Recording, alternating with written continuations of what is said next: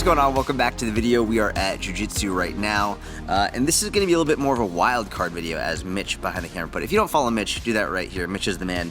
We're going to go through a whole bunch of Instagram questions, and this is literally just going to be me answering a bunch of different Instagram questions. Could be fitness, could be nutrition, could be strength training, could be a relationship, could be life. I don't know. We haven't even picked the questions yet. You're going to find out along with us. Let's get into the video.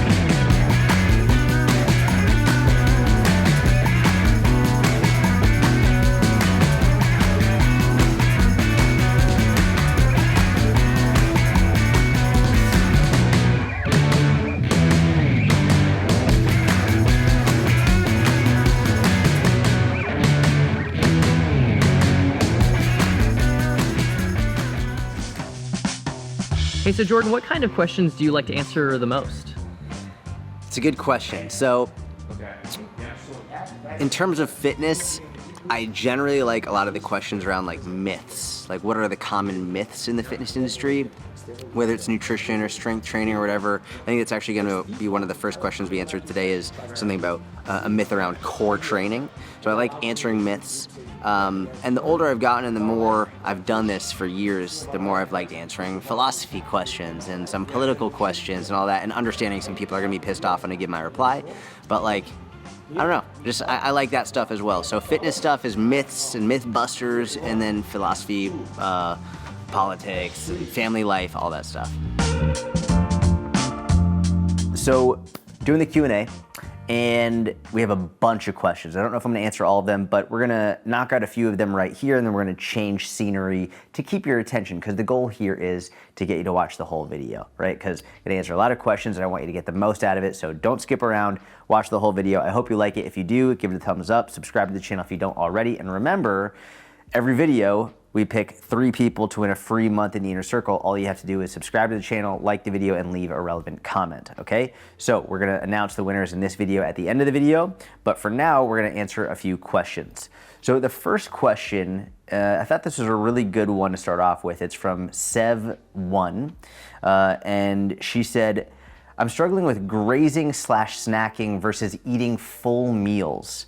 Assuming good foods and calorie deficit, is one better? So this is a really, really good question. And basically it boils down to, if you are eating high quality foods on a regular basis and you're in a calorie deficit, does it matter if you're having small, frequent grazing snacks, or if you're having like bigger, more full meals throughout the day? Does it matter? Yes, it does, but not from the perspective of fat loss, right? So as long as your calories are in check and your protein's in check, you're gonna lose fat and maintain muscle, right? The reason it matters is because when I look at a large population of people that I've worked with over the years, there is zero question that the vast majority of people do better with less frequent snacking and focusing more on bigger, more satisfying meals. Now, there are some people who do better with small, more frequent snacks.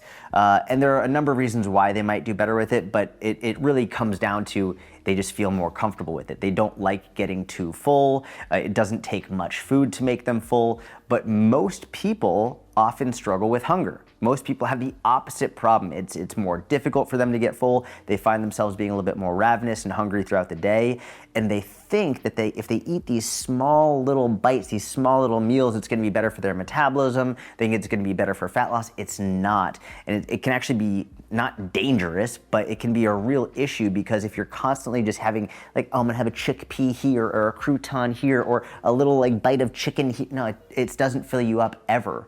And when you're in a calorie deficit and when you're losing weight, hunger is a normal part of that process anyway, and you're not making it easier on yourself by never actually filling up. For most people, I would say probably like 80 to 85% of people, I would rather you have big meals several times throughout the day, either like 2, 3, 4 big meals and a couple small snacks so you actually get filled up, rather than having these small grazing snacks where you never get filled up. Because I want you to be as full as you possibly can be throughout this process, because if the less hungry you are, the more sustainable it's going to be. All right, so this next question, not fitness related at all. I get this one every time I do a Q&A. WonderDog751 asked, are those your God-given teeth? Not knowing is killing me. And yes, These are my God-given teeth. I did have braces when I was a kid. Dr. Ted Arcity out of Concord, Massachusetts. Amazing orthodontist. Ted, if you're happening to watch this like 20 years after I had braces, thank you for doing such a great job. I floss every day. I brush twice a day. I don't use any whitening strips or any of that stuff. This is a Diet Coke. I have Diet Coke. I have coffee. A lot of people ask, how do I get my teeth so white? To be very honest with you, I just think it's genetics. Like, I really do. Like, it's not like I avoid dark drinks. It's not like I use any special toothpaste or whitening strips. I really think it's just genetics. I've had one cavity my whole life. It's my first one ever, which was like 6 months ago. But like, I don't know. I really feel like it's just genetics, because I know some people who are meticulous with their teeth and like they don't look that great and they have a bunch of cavities, but like they work really hard to make sure that they have good teeth and gum health. So I think it's more genetics than anything else. Okay, last question in this seat before we change positions. This is from CG213, and they asked, I'm not able to hold the weight stable while doing shoulder exercises. Is there an alternative? So this is a good question for a number of reasons, but just to clarify, they're saying, I'm not able to hold weight stable as I'm doing shoulder presses. So this is a shoulder press. I'm assuming they're talking about like a dumbbell or a barbell shoulder press where they're going overhead. More specifically, probably dumbbells. They're probably like a little bit unstable and shaky, right? And they're asking for an alternative. I will give an alternative, but before I give the alternative, the way I look at it is like giving someone an alternative in this situation is like putting a Band-Aid over a bullet wound. It's not fixing the problem. It's not discussing, well, why is it unstable? Why is it difficult for you to do that? If you're noticing a lot of instability here, there could be a number of things going on, but the first thing I want you to focus on is squeezing the dumbbells as tight as you possibly can. And this is something you can use in all aspects of your upper body training. Actually, not even just upper body, you can use this in lower body training too. You can use this if you're holding a dumbbell here for a goblet squat or a kettlebell, squeeze it really tight. If you're doing shoulder presses, squeeze them really tight. What's going on here is it's a process known as irradiation. And if you've ever hurt your rotator cuff, often you'll go to a physical therapist, and what they'll do is they'll take their fingers like this and they'll ask you to squeeze it as tight as you can. And what they're essentially testing for is weakness in your rotator cuff. They're testing to see, is your rotator cuff functioning properly? And if one hand is weaker than the other, then they can see, okay, this rotator cuff might not be able to produce as much force as it should, which is why someone might have a lot of instability in their shoulder. So when you squeeze really, really tight, what you're actually doing is you're recruiting the muscles of your rotator cuff much more, which gives you more stability, which is going to make that much easier. So if you're really struggling with shoulder presses with stability, rather than going straight for the alternative, focus on getting better on creating more stability. Another thing that you can do is you can do what's often called a pre-activation exercise to fire, which I don't really like that word, but like to fire up your rotator cuff to warm it up and get it ready for this type of movement. So for example, one thing you could do is you could do band pull-aparts, right? Doing band pull-aparts for your rotator cuff and then going into a shoulder press would be a really good idea to get your rotator cuff just a little bit more prepared before you go into that so you feel more stable. Now, an alternative to this would be to the dumbbell shoulder press is you could go barbell, right? The barbell inherently has a little bit more stability because it's not two separate implements, just one that you're using together. Or you could go to a machine shoulder press. The machine shoulder press is probably the ultimate alternative because the stability requirements in a machine are next to none. The machine takes the stability requirement out, right? It's on a fixed track. You don't have to worry about balancing the machine, about the machine going side to side. It allows you to just focus on working the muscles you want to work without the stability component. Now, if your goal is more muscle size to grow your muscles, they're both good options, but I would say the machine might be the best option because it takes the stability component out.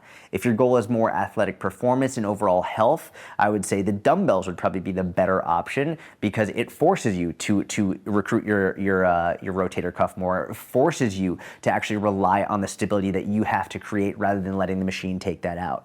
Now, in the best program possible, I think you would use both at different points in time. I think they both have a time and a place.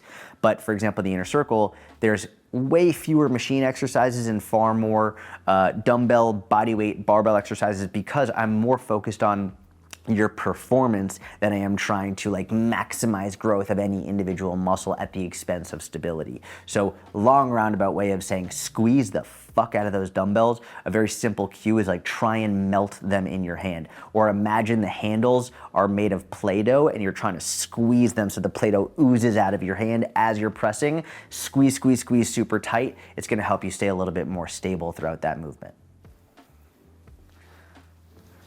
I was very careful not to knock the drink over. All right, next question. This is very, very important. I want to discuss this. This was actually a comment on one of my more recent Instagram posts. I made a whole post about how to do crunches properly because they get a lot of shit and people say that they're bad exercise, but like everything, it's more about how you do it. And Jason.Scheffler wrote in the comments, he said, to all those wanting core exercises, lift heavy weights, heavy being relative to the lifter.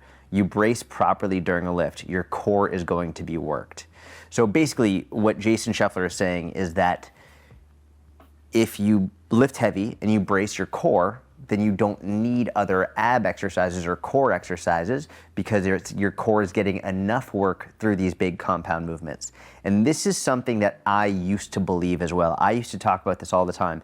If you look at my content 2011, 2012, 2013, you'll probably see a very similar train of thought. But after those few years, I realized it was a very, very ignorant way of looking at it, and it's not accurate. I'm going to explain why. So first and foremost, he's correct in saying your core will be worked if you are lifting heavy weight and you're doing compound movements. Your core has to function properly and has to fire and activate in order to be able to stabilize and support yourself. But basic strength training knowledge tells us that you need to work your muscles through a full range of motion and in multiple planes of motion in order to get the most benefit out of strength training, right? So for example, imagine if I just told you that in order to grow your biceps and get the most out of your biceps, all you have to do is just brace. Just brace your biceps, flex it. It's like, of course not. Like that makes no sense. You need the concentric, you need the eccentric, you want to go through a full range of motion, you want different moment arms, you want to work at the muscle at the lengthened aspect, you want to work the muscle at the shortened aspect, you want to work the muscle through a full range of motion, right? And this works for every muscle in your entire body. If you want to strengthen or build a muscle, you have to take it through a full range of motion and you have to challenge it in various planes of motion. Well, if we're talking about your core, we have to remember your core is made up of a bunch of different muscles. And they're muscles just like every other muscle in your body. And if you want to strengthen your core muscles and to have them function optimally, you can't just do one exercise or one type of exercise, which in this case is bracing. It doesn't matter if you're squatting or if you're deadlifting or if you're bench pressing or doing chin-ups. If all you're doing is bracing, you're essentially just doing one single isometric contraction for all of your muscles. And that doesn't train it through a full range of motion. That doesn't train it through multiple different planes of motions or directions. It does one thing. And if we want to optimize your core strength and your performance, then we have to work it through multiple ranges of motions, which means doing crunches in a really good, safe way, doing leg raises. We have to do rotation-based movements, anti-rotation-based movements. There are so many ways to work your core musculature that saying all you need is just to brace it in this one isometric fashion is massively short-sighted, tremendously ignorant, and it's actually going to lead to a lot of injury. Because one of the concepts of a very strong core is not just the ability to brace, but also the ability to create movement and to resist movement and to rotate and to extend and to flex. There's so many aspects of a strong core. It's not just squeezing and bracing as hard as you can. That is one very important component that is taken care of through heavy compound lifting, but there are other smaller exercises that you need to take your core musculature through in order to get the best results. Now, if you would like me to make maybe an entire video all about several of my favorite core exercises and how to do them and why to do them and what they work and how to program them, leave a comment below because maybe Mitch and I could do that. But if you don't want that, then you can also let us know in the comments. But just let me know where your thoughts are because I think this is a woefully misunderstood topic that a lot of people are uneducated on or miseducated on, and I want to help you with that. So let me know. All right, so next question, it's really not even a question, it's a comment, but it's really important, is from, and I'm gonna mispronounce this, Ali Hadalilam. She wrote, gym anxiety. I'm struggling with gym anxiety. I've never struggled in the 6 years I've been lifting. I still go every day. It's just been hard lately. So for 6 years, she has not been struggling with gym anxiety, but then all of a sudden, out of nowhere, it's something she's been struggling with. And she's saying, I still go every day. It's just been hard lately. That is fucking awesome. And actually, Ali Hadalilam, I want to give you a free month in the inner circle. Email me, jordan@sciatfitness.com. I'm going to give you a free month in the inner circle, because what's going on here that I really wanted to emphasize is that even though it's hard, and even though you're struggling with something, you are not preventing that. You're not allowing that to prevent you from doing what you know is right. I'm just so overwhelmingly proud of you and happy to hear this. And that's why I wanted to highlight this and give you a free month, because gym anxiety is something that I would say a tremendous number of people struggle with. And I don't know the exact percentage, but I would probably say like 80 to 85% of people who go to the gym consistently probably struggle with it, but very few people talk about it. We often hear about gym anxiety from people who are not going to the gym, and they use that as a reason why they don't go. If you are watching this video, which obviously you are, I don't even know why I prefaced with that fucking thing, but if you're watching this video and you're struggling with gym anxiety and you're not going to the gym, please, for the love of God, go. Work out, push through that discomfort. Take Ali's example and keep going, push through the difficult times. It's okay to be nervous and anxious in the gym. That's fine. It's not about not being nervous or anxious. It's about, even if you are, and especially if you are, continuing to go, continuing to get better. Because like I say all the time, when you're 90 years old looking back on your life, are you gonna be proud that you didn't go because you were anxious, or are you gonna be proud that you did go despite being anxious? And the answer is always, you'll be more proud of yourself for doing what you know is right, even if it's difficult. So huge congratulations on doing that. I'm super proud of you. Email me, jordan@sciatfitness.com, so I can give you a free month in the inner circle. Okay, next question. This is the last one before we move on, go somewhere else in the building.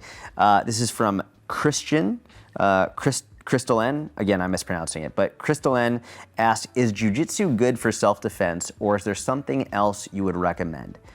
Really good question. Obviously, I'm very passionate about jiu-jitsu, but I've done a number of other martial arts as well. I've done wrestling, I've done taekwondo, I've done boxing, I've done a little bit of Muay Thai, so I've done a bunch. And what I'll say is this. The number one best form of self-defense is to not get in an altercation, period, right? And I think a lot of people look at people who practice martial arts and people who fight and assume, oh, like they're trying to get in fights. That could not be further from the truth. In my experience, the people who are well-schooled and well-practiced and knowledgeable in martial arts and self-defense are the people who are least likely to ever get in a fight. Because number one, when you train martial arts, you train with killers. You train with people who can demolish you every day, and you don't know who out there like knows that stuff. So you don't even want to get into a fight at all, because you know it could end up really, really, really bad. The other thing is, I think when you have the confidence to know you can defend yourself, a lot of like the fake bravado that you see people having, like it goes down. Like you don't need to prove yourself. You don't need to show anyone that you can beat them up, because like you know you're good. So you don't have that need anymore. Most of the people that I see starting fights, especially on like YouTube videos and all this stuff, like they don't know what the fuck they're doing. They have no idea, and they're like posturing and they're trying to seem like they're dangerous, and then they end up getting in a fight, and it usually doesn't go well. So to answer your question, the number one best thing you can do is avoid it at all costs. But I think being able to avoid it stems from having knowledge in martial arts in the first place. Now, I would say that the three best martial arts you can practice for self-defense, I would say jiu-jitsu, wrestling, and Muay Thai. And Muay Thai is a form of kickboxing. I think these are the three best things that you can have in your arsenal to help keep you safe. The reason that I think I favor wrestling and jiu-jitsu, and probably jiu-jitsu above all, is because jiu-jitsu gives you the choice of how far you want to take it with your opponent. Jiu-jitsu gives you the option to say, do I want to hurt this person, or do I just want to control this person and keep them safe? Which it might be weird when someone's trying to attack you, but you want to keep them safe. To be able to have that frame of mind in the middle of an altercation is very high level and very, very advanced. But the reality is we live in a very litigious world where someone could attack you and then you hurt them and then their family is suing you, right? So you don't always want to hurt the other person. Or let's say maybe a homeless person on the street starts attacking you. Like oftentimes they're not right in the head, they're going through something mentally and emotionally and they're not even aware. Like you don't want to incapacitate that person. You don't want to hurt them. You actually want to keep them safe as well as yourself safe. With jiu-jitsu, there's no striking, there's no punching, elbowing, headbutting, kicking, there's none of that. It's all grappling and control, and you get to decide how far you need to take it, which is a tremendous amount of power that you can have to help you keep you safe, other people safe, as well as the person attacking you safe. Whereas if you're doing something like boxing or kickboxing or Muay Thai, something like that, which I do really love those, you can't hit someone in a way that will like damage them less. You know, you punch someone in the stomach, you could break some ribs and have some internal bleeding. You hit someone in the head, you could have like real damage. Another thing is like if you hit someone while they're standing up and then they fall and then they hit their head on the concrete, that kills people. Like these are things that happen in real life and then you end up having involuntary manslaughter because you were trying to defend yourself and they died hitting their head on the concrete. Whereas with jiu-jitsu, you get to decide how much damage you do. So I think for me personally, jiu-jitsu is by far the best for self-defense. But there's always arguments, well, what if there's multiple attackers? And the reality is if there's multiple attackers, I'm fucking running. I don't care what I know. I don't care what I have. I don't care what, if there's multiple people, I'm running. I'm doing my best to get away. There is an argument to be made for having striking, Muay Thai, boxing, something like that against multiple attackers. But the reality is if there's a number of people trying to hurt you, you just gotta fucking run. So that's my 2 cents on that. If you have any questions on that, leave a question in the comments. I'm more than happy to answer. But with that being said, I wanna get some steps in. Mitch and I are gonna go somewhere else in the building, change the scenery, answer some more questions. What's going on? This is Jordan from the future. I know, it's crazy, but I'm here to remind you that if you are not on my email list, you're missing out.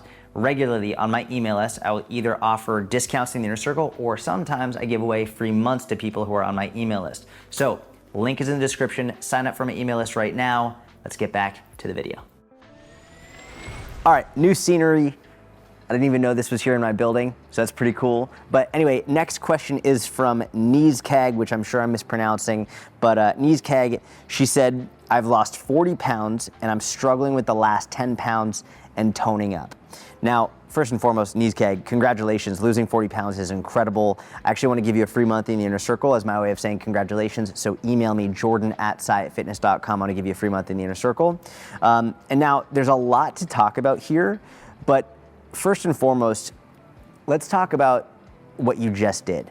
What you just did, losing the first 40 pounds, is incredible and you should be very proud of yourself. Moving forward, the last 10 pounds is really fucking hard. Like, I think the last 10 pounds is significantly harder than the first 40 pounds. And a lot of people ask, well, why is that? Why are the last 10 pounds so hard? Well, if you think about it, the smaller you get, the less you're able to eat, right? And not to mention, the more advanced you become, the more meticulous you have to be in order to make progress. This is in all walks of life, not just in fat loss. Like the first year of building muscle, you will build more muscle and strength in that 1 year than you will ever build in any subsequent year because your body's brand new to it and it's adapting. Same thing like when you first start learning how to read, right? Or if you watch a child, like they learn the alphabet and they learn the noises, they learn the letters, they learn how to put words together. They learn so much in a short period of time. But then in order to become better and really master, you learn less and less, but it's the little details that make the biggest difference, right? Same thing with fat loss. The first 20, 30, 40, 50 pounds that you lose are gonna be much easier than when you have only 10 pounds less to lose. So just keep that in mind. You're about to go into the hardest part. The other thing to consider here is you've just spent a considerable amount of time and energy losing 40 pounds. Now you want to get stronger and tone up a little bit. I think in this situation, what's best for you and most people is to take a little bit of a break away from a calorie deficit, bring your calories up more towards a maintenance level, and focus a lot on strength and building muscle. There are many reasons I recommend this, but the reality is the more you continue to focus on a calorie deficit, the harder it's going to be for you to get out of that mindset, which I know it can be really scary. You've spent potentially your whole life wanting to lose weight, wanting to lose weight, wanting to lose weight. You've just lost 40 pounds. You have this in your head that you need to lose 10 more. It can be scary to think, well, why would I go out of a calorie deficit if I haven't reached my goal yet? I want you to think about it like, a staircase, right? It's like it's when you're going up a staircase, it's not just straight up, like you go up, pause, up, pause, up, pause, up, pause. It's like that. And in order to reach the top, you have to go through periods of pausing before you can reach the ultimate destination. And if you take this pause now, slightly increase your calories, number one, you're gonna get a nice mental, physical, and emotional break from constantly trying to reduce, which I think is really, really important because it can get really difficult to stay consistent if you start getting burned out. The other aspect with the increased calories is much more energy. Your body and physiology will be more primed to build more muscle. So you do that for say 3 to 6 months. You increase your calories without gaining body fat. You build more muscle. Then you decide, you know what? Now I want to try and lose those 10 pounds. Well, what is getting toned? Getting toned is just building more muscle and losing fat. So if you build muscle for 3 to 6 months, then you come back into a calorie deficit, now you're gonna be way more toned at the same weight. This is like what we see with those before and after pictures where people like they weigh the same, but they look completely different 4 years apart. This is what they did. This is where they're not just staying in a calorie deficit for 4 years because it's very difficult to build muscle in a calorie deficit. You can do it, but it's very difficult. So it's actually better once you're at this stage with about 10 pounds left, increase your calories to maintenance, stop trying to lose fat for a little bit, use this energy to build extra muscle, then in however many months you want, you decide, cool, now I'm ready to go back into calorie deficit. You'll have more muscle to show and be more toned and defined once you reach that lower body weight. So again, huge congratulations. Email me so I can give you a free month in the Inner Circle, and I would increase your calories to maintenance, focus on building muscle and strength, so when you do go back into a calorie deficit down the road, you will have more muscle and toned definition to show for it. All right, so next question. This is from Irene Druger. I think I pronounced that one right. This is a coaching question. I actually really like this a lot, and I think it will help people who are not coaches as well. Irene asked, how to help people in my life with their nutrition for free and still have them take it seriously. I love this question. I love it because I'm a huge advocate of, especially early on in your career, coaching people for free.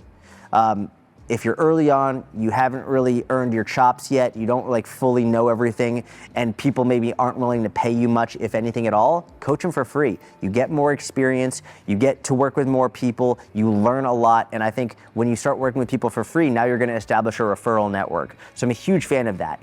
But probably the biggest issue about working with people for free is they don't have any skin in the game. Right? And the reality is, one of the main reasons it's important to charge people, aside from it's worthwhile to charge what you're worth and it's worthwhile to make sure you're getting compensated for your time and your energy and your expertise, it's also because if someone isn't paying you, then they often don't have as much accountability to keep them on track and really focused. So what I found over the years is that if you work with more people for free, a higher percentage of those people will not stay as consistent because they're not paying you. But on the other side of that, I've worked with a fair number of people for free, like a lot of people for free, and some of these people have been some of my greatest success stories, have just gone above and beyond and completely changed their life and the lives of their family and their friends and their loved ones, and it wouldn't have happened if I wasn't willing to work with them for free because maybe they weren't financially capable of doing it. So I think you have to understand the reality that if you work with 20 people for free, you will have a greater percentage of those 20 who won't be as accountable and won't stick to it because they're not paying you, whereas if you had 20 of people actually paying you. But I don't want that to deter you. What I would instead encourage you to do is look at that as a challenge to find other ways to hold them accountable. So one example of something that I would do is, let's say I was working with someone for free. Okay, and I know not everyone can do this, but this is something I would do. If I was working with someone for free, what I would do is if I saw if they had 1 week where they were super consistent and very, very adherent, then I'd give them like $20. I'd send them like $20 on PayPal. I'd just be like, hey, I'm super proud of you. You did an amazing job. Now they're like, oh my God, like they can see even more reward for staying consistent. So that is one option. Another thing that I've done with clients in the past who I was working with for free, I'd say, hey, listen, here's the deal. I'm gonna work with you for free, but you have to pay me $300 up front. If at the end of 12 weeks, you've been at least 80% consistent, I'll give you all your money back. I'll give it all back. And sometimes what I would do is, after the first month, I would give it back, just as a surprise. I know they maybe really needed the money. I would give it all back if I saw they were being super consistent and trying really hard. So giving them to say like, hey, you have to be X level consistent in order to get the money back is another option as well. And also just trying to go above and beyond to be there for them, to hold them accountable, and be the best coach you can possibly be. I think if you are really focused on getting your client results, you're going to be super invested in what they're doing and trying to help them achieve it. And I know if you're working with people for free, sometimes it's easy to get resentful and say I'm giving them everything, like they should be reaching out to me. But the reality is you're the one that said, hey, I'll coach you for free. That's your responsibility. If you're resenting them, that's your fault, not their fault. You offered the service for free. You have to take responsibility for that. So I think one of the best things you can do early on in your career is work with people for free, but just be aware that a higher percentage of them will have a more difficult time staying accountable because of that, but don't let it deter you. Continue to do it, and I think you're gonna get some amazing success stories and help a lot of people with it. Bam, new position. All right, next question. Jasmine. She said, I'm struggling with living a carefree or worry-free life. I'm not sure how you can help. What's your 2 cents? To be very blunt, I don't think it's possible to live a life of meaning and also be carefree or worry-free. I don't think that you can have people in your life that you really care about, and this includes yourself. I don't think you can work a job that you really care about. I don't think that it's possible to have things in your life that you really care about and also not necessarily worry about it. I think worry is a normal human thing. And there's a famous quote from a philosopher, Seneca, that is to the effect of, we often worry more in imagination than we do reality. And this hits home with me a lot because even though I think worry is normal and it's part of a meaningful life, this quote helps me bring me back to reality, where anytime I think about like, well, what am I worrying about? It's usually something I've made up. It's something that hasn't actually happened yet. It's me projecting on the future and thinking of all of like the potential worst case scenarios, when the reality, like in this moment, I'm okay. And this is like more of like living present and understanding like what's going on in the present moment. But I very much believe that when people are struggling with a lot of anxiety, and myself included, when you're struggling with a lot of anxiety, a lot of worry, you're often imagining things that haven't yet come to fruition. So I do think it's normal to struggle with worry and to not be carefree, but it's also important to be aware of, well, what are you actually worrying about? And not to just think about it. When I'm struggling with worry or anxiety, I will have a full-on conversation out loud with myself. I think some people do this via journaling, by writing it down. It will help them put their thoughts on paper. The example that I use with this is, if you've ever been talking to a friend, and maybe you're super mad at your spouse or your partner or something, you're just mad about something at work, whatever it is, you're super mad. You call your friend, you're about to vent, and your friend picks up, what's going on? Oh my God, you're not gonna believe what so-and-so just did. And they're like, what? Tell me. And you're like, oh.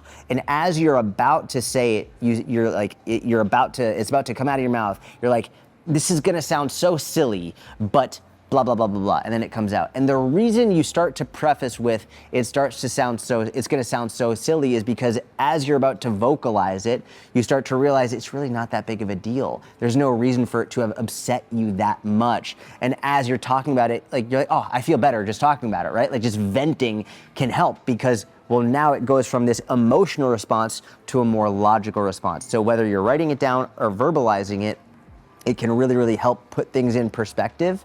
And so I think when you're just sitting down and worrying about something and it's in your head, it's not logical. It's a swirl of emotions, it's a swirl of anxiety, and it's not really making sense. But as soon as you verbalize it, or as soon as you write it down and take the time to really think about it, you're like, that's really not that big of a deal.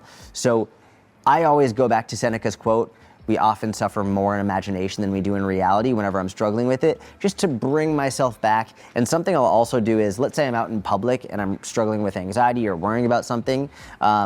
Sometimes what I'll do is, because I want to have an out loud conversation with myself, I'll be like, Jordan, what are you struggling with? But if I do that just like this, people are gonna be like, this guy's out of his fucking mind. He's just talking to himself. So this is not a joke. I've done this before, and I do it somewhat regularly if I'm struggling with worry or anxiety. I'll take my phone, I'll put it to my ear like this, and if I'm out in public walking around the street, I'll just be like, Jordan, why are you anxious? Like, what are you struggling with? Like, why is this making you so nervous? Like, talk to me, like, what's going on? And people think I'm having a fucking phone conversation with someone else, when in reality, I'm just having a conversation with myself. And I can literally talk myself down to a point of being like, oh, this actually isn't a big deal.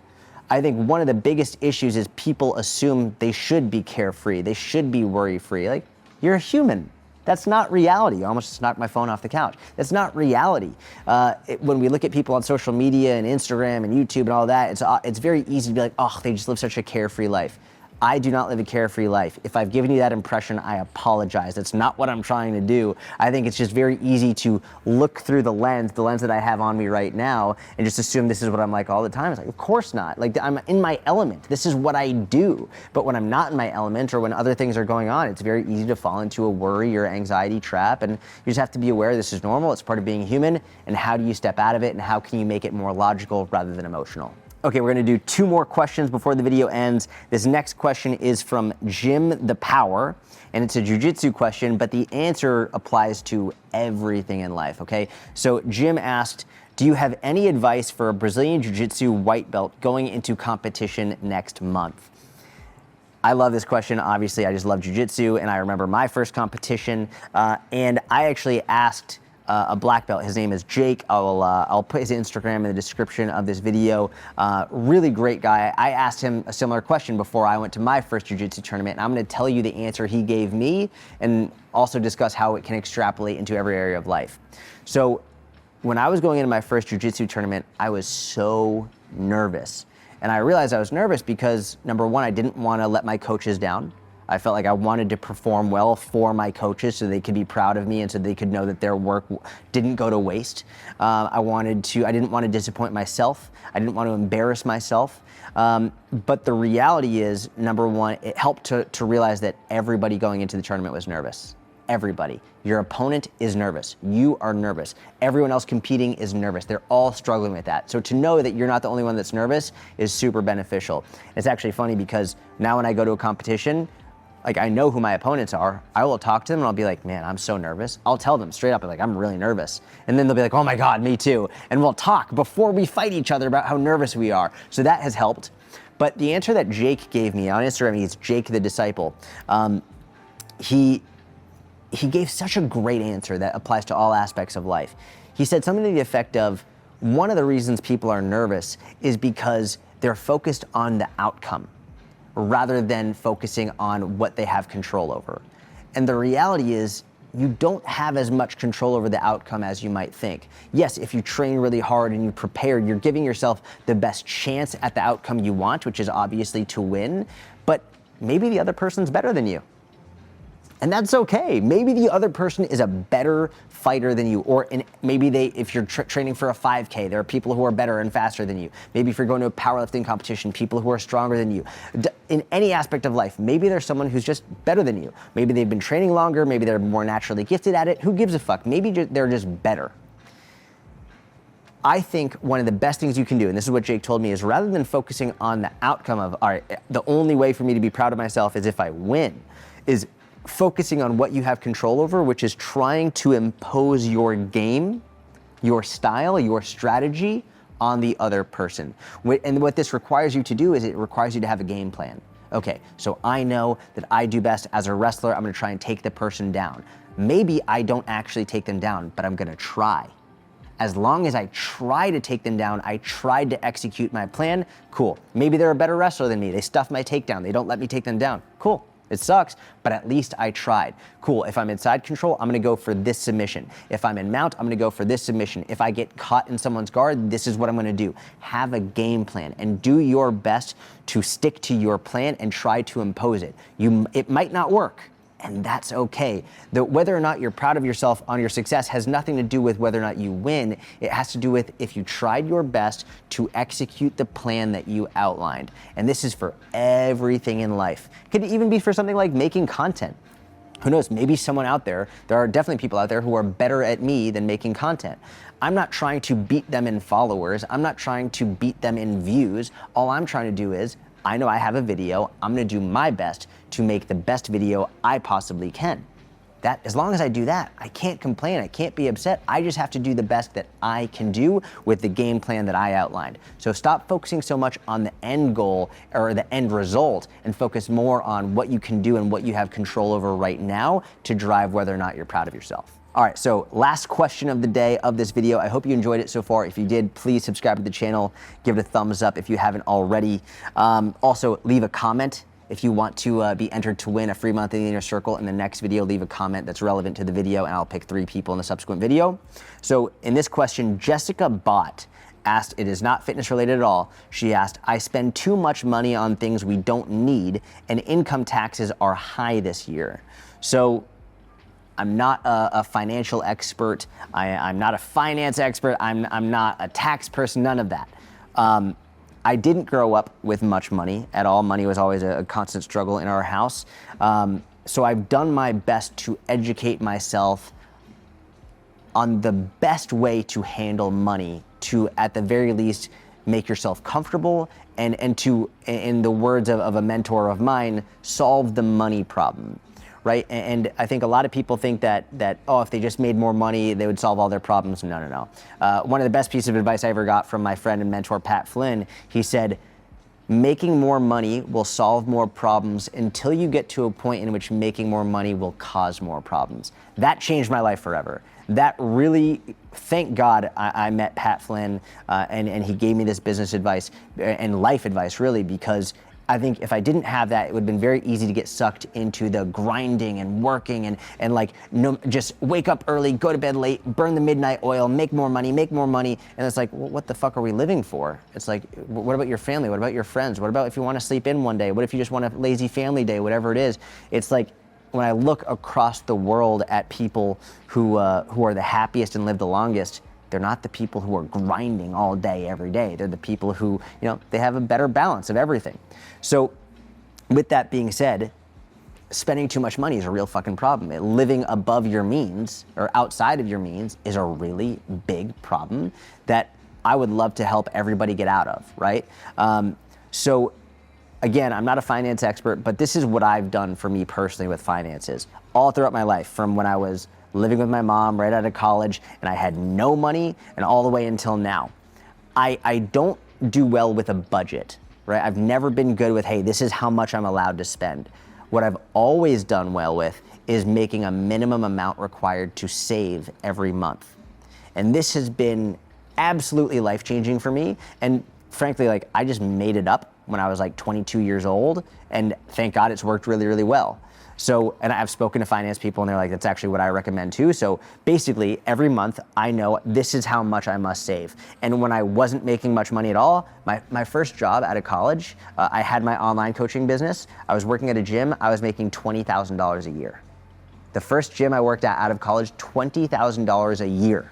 And then I did my online business on top of that as well, but that wasn't making much money my first year out of college. So I was not making much. I was living with my mom in an apartment in Chelsea, Massachusetts, not like the nicest area, but so I wasn't making much, but because I was living with my mom, I could save a little bit. And I was like, every month I have to save this much. And then as I started to make a little bit more, I increased the amount that I must save. As I made a little bit more, increase the amount that I must save. To this day, where now I have an amount that I must save every month. And then from there, once that's saved, it's a free-for-all. I can buy gifts, I can book vacations, I can do things, I can buy whatever I want.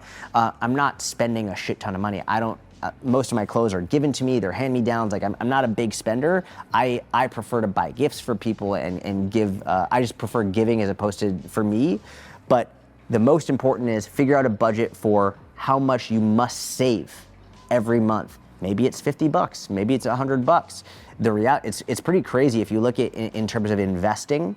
If you save like $100 a month or something for 30 years, that's going to turn into, I believe, and correct me if I'm wrong, but on like an 8% return year over year, if you invest that properly, that could be $1 million by the time you retire over 30 years. Like, it's crazy how much this really adds up. So if you want another video discussing maybe some of my finance strategies, I'm more than happy and willing to be open with you and talk about that. Again, I'm not an expert on it, but like, I have had some very smart people who invested in me and their time and their energy, who've given me their advice that I could relay to you. But the best financial advice I can give from this perspective is figure out how much you have to save every month and reach that no matter what every single month before you start spending extra, all right? So that is the video. I hope you enjoyed it. If you did, please subscribe, like the video if you didn't already. And next week, I'm gonna pick 3 people to win a free month in the Inner Circle like I do in every video. So if you haven't done that yet, leave a comment so you can enter to win. With that said, I hope you have a wonderful day, and I'll talk to you soon.